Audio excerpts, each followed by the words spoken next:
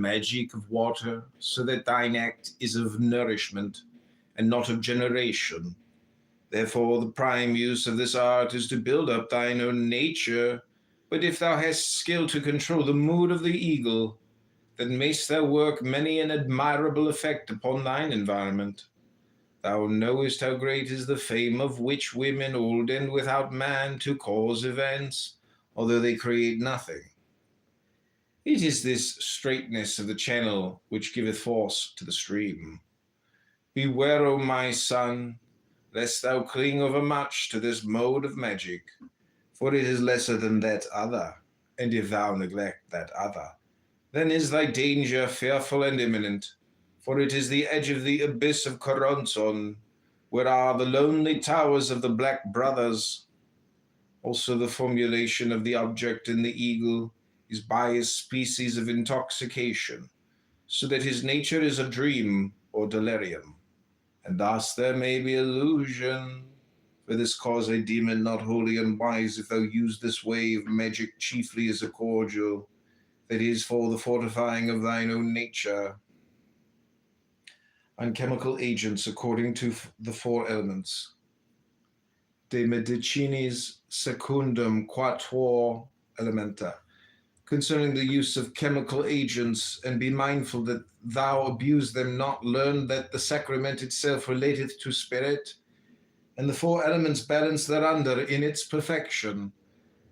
See also thy lion himself hath a fourfold menstruum for his serpents. Now to fire belong cocaine, which fortifieth the will, loosening him from bodily fatigue; morphine, which purifieth the mind, making the thought safe and slow and single; heroin, which partaketh, as it seemeth, of the nature of these twain aforesaid, albeit in degree less notable than either of them; and alcohol, which is food, that is, fuel for the whole man. To water attribute hashish and mescal, for they make images, and they open the hidden springs of pleasure and of beauty. Morphine, for its ease, hath also a part in water, ere ruleth ethyl oxide, for it is a sword, dividing asunder every part of thee, making easy the way of analysis, so that thou comest to learn thyself of what elements thou art compact.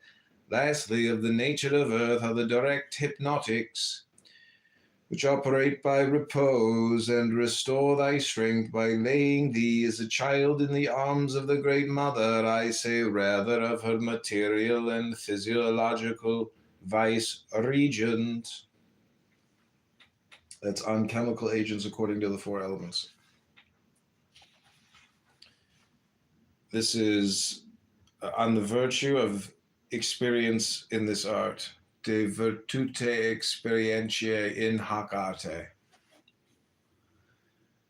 Not sleep, not rest, not peace, not contentment are the will of the hero, but these things he hateth, and consenteth to enjoy them only with shame of his weak nature. But he will analyze himself without pity, and he will do all things soever that may free and fortify his mind and will.